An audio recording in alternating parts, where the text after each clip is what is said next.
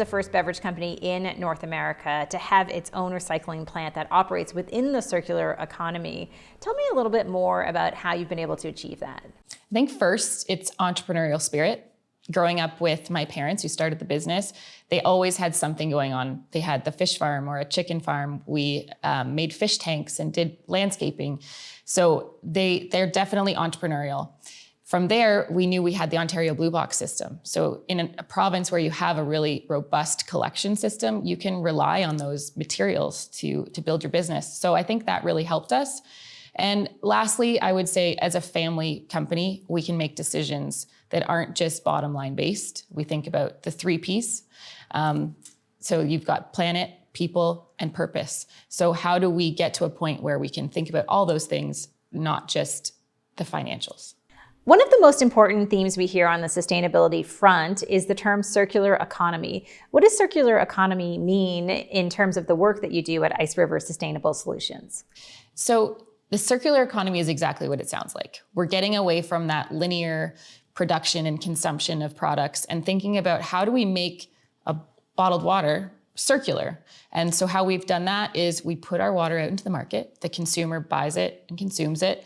It goes into the curbside collection system or the blue box.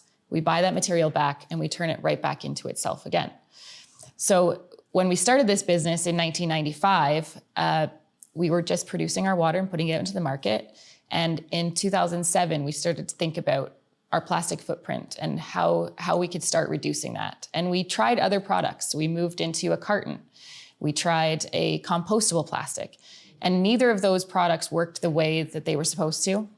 So we ended up going back to PET because it's a rigid plastic. It is a really great plastic for circular economy. And we thought, how do we get our hands on or get access to this blue box material? It was very easy. Call up the municipalities and you can buy it. So by bringing that material back in and producing our own recycled material in Shelburne, we actually keep it as a local circular economy. We know that the next generation of workers wants to work at companies that put sustainability front and center. Ice River was just awarded as one of Canada's greenest employers by the Globe and Mail. What does this recognition say to that next generation of workers? I think it's really exciting to get this award. I would say that our existing team is very sustainably minded. So they are here for a good reason. They want to have an impact that's positive, and they want to start fixing things for future generations.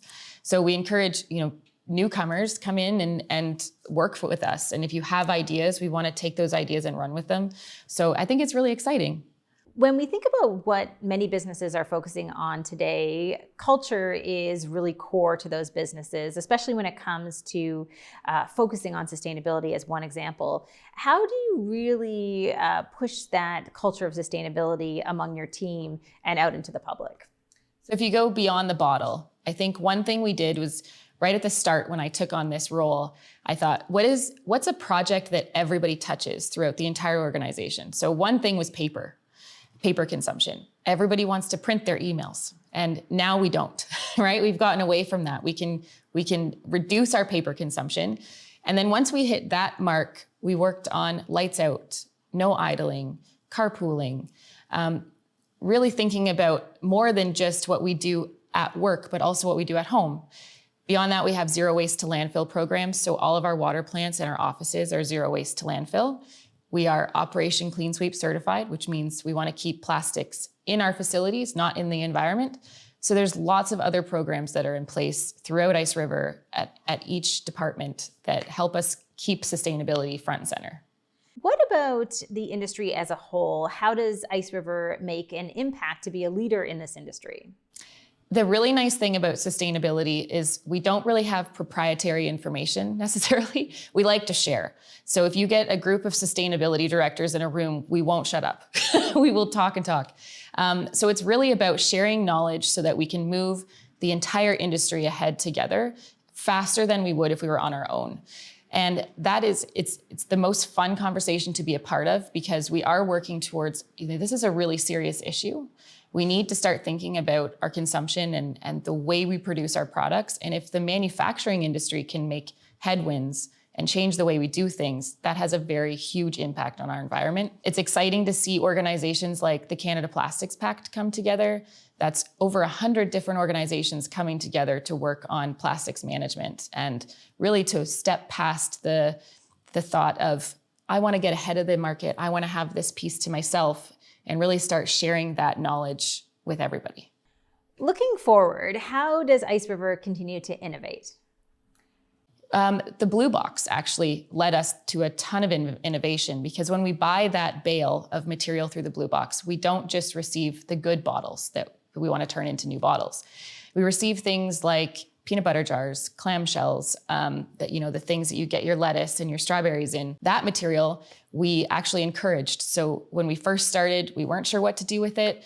We worked hard and determined a way that we could use that PET the same way we use a bottle. So we reached out to all of the material recovery facilities in Ontario, which is where your Blue Box material goes, and told them, please start including that material and encourage consumers to recycle that. That led to, at this point, about 40% of the bales we receive are full of that clamshell material, and that keeps it out of landfill.